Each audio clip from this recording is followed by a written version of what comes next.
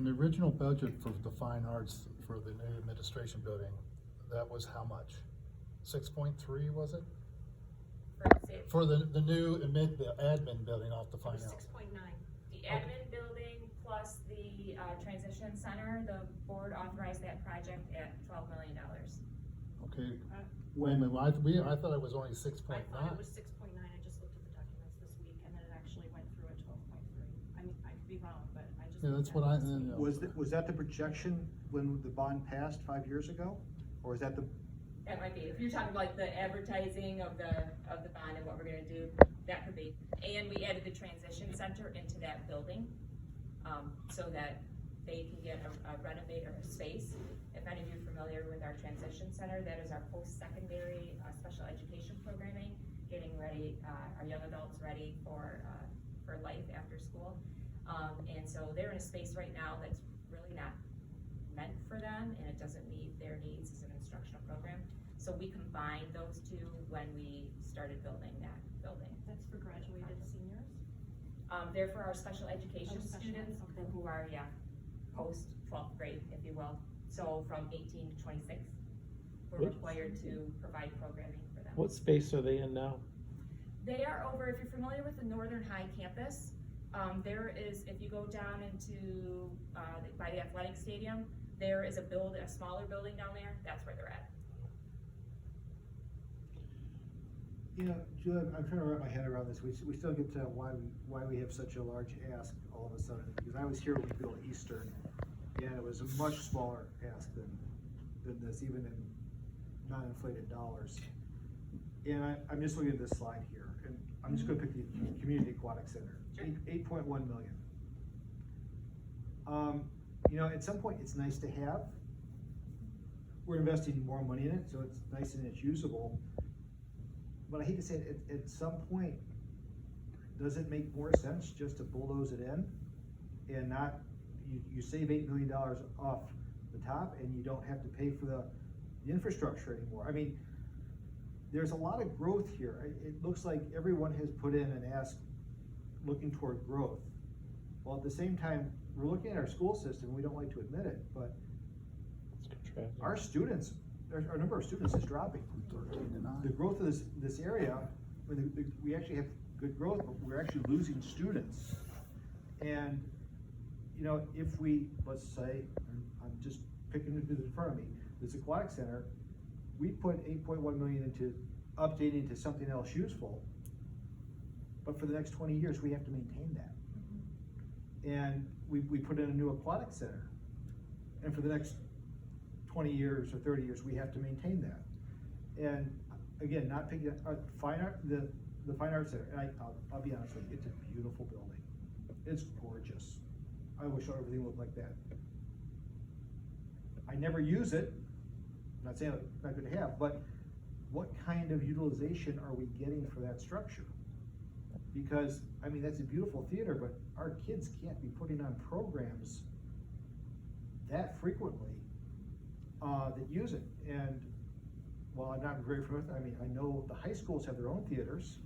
I know that, you know, every time I go to most of my kids' programs as they came through grade school, we did many of them in their gyms like we used to. I still remember my son playing recorder in the Fine Arts Center, but I mean, that's a lot of capital to support my kids' recorder concert. Well, So, and I would say that space is used for many purposes, right? So with our school community, right, we have musicals that are there, we have orchestra concerts, band concerts, choir concerts at all levels across the district.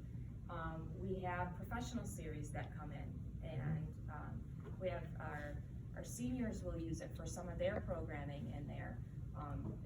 It's more than just the auditorium. There's some other ancillary spaces inside the building that they're able to use. So it's a multi-purpose facility that more than just Forest Hill students use, right? It was really built for the community in total, not just for our students, but it's to bring our community in and together, and to see what's going on, because then we can actually showcase things in the school district for those who may not have students in the community, and they can see things that are going on as well. So including things like same thing would hold true for the Community Aquatic Center, right?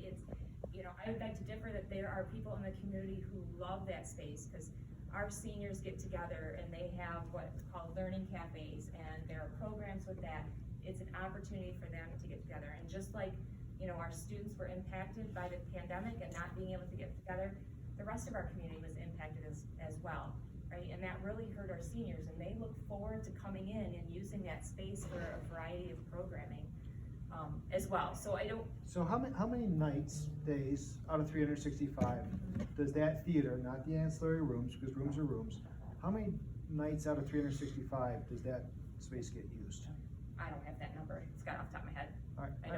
I mean, certainly it's something we can look at, and Elizabeth, you can note that, and we can find that out, but I don't know that number. Yeah, that's a good question. I mean, like, these are things that I don't know anything about, but I'm thinking you're talking about some things that sound great, and you've got kids together, and that's all fantastic, but couldn't you just use this room for that? I mean, this is nice.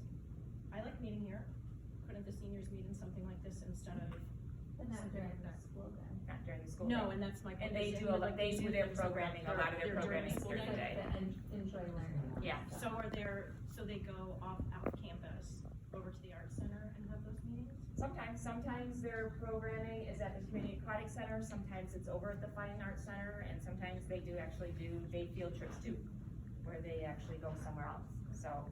Is that the newest building in the whole area too? I'm curious, it says update portion of the facility, isn't that a? Fine Arts Center? Yeah, isn't that a? Yeah, the Fine Arts Center is a newer building along with our building, with Eastern High School.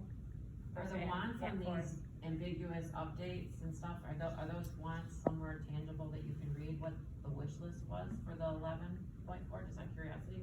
I know you're still in the fact finding but Yeah, you had to have come up with Yep, 11.4 based yeah. on something. For the Fine Arts Center, it's, some upgrading of, if you think an auditorium area with the sound and lighting, and, I think we were looking at, there were some issues with some stairs and, and some flooring in there. And we're running into some issues, with some storing of some things that are there and trying to find nooks and crannies, and we don't have the space for it. When we're doing, plays and musicals, those are some pretty cramped spaces for our students who are participating in those, and so part of that, $11.4 million is to, put on a small addition for, some storage to increase some of that dressing rooms and those types of things. With respect to the pools, again, if you invest in a new aquatic center, I think that the school board needs to find a way to work with the athletic departments of the 3 high schools to find a way for everybody to have some skin in the game, because there certainly has been a lot of,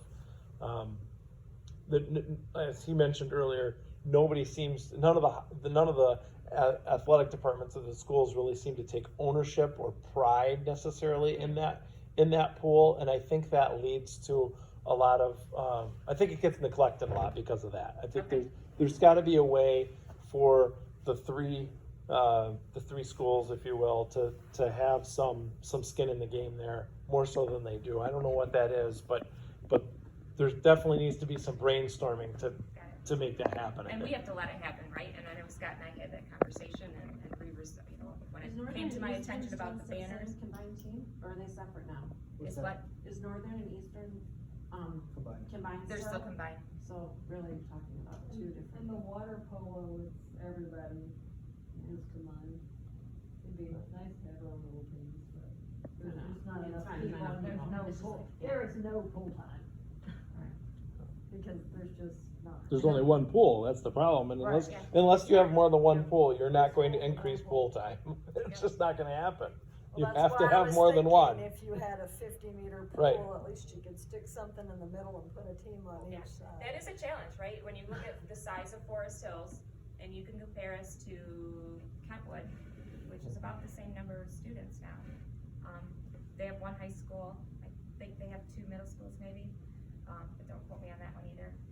So that's hard, right? They have a pool, and it's servicing 1 high school, so it's 1 team. So Rockford too, Rockford, oh, that's great, yeah. where you've got a larger population, but a smaller athletic teams, which, you know, and less offerings, whereas Forest Hills decided long ago that they were gonna schools, more, you know, we learn from each other, and that we were gonna have a combined, you know, aquatic center in the middle to allow those students to have the participation that they have.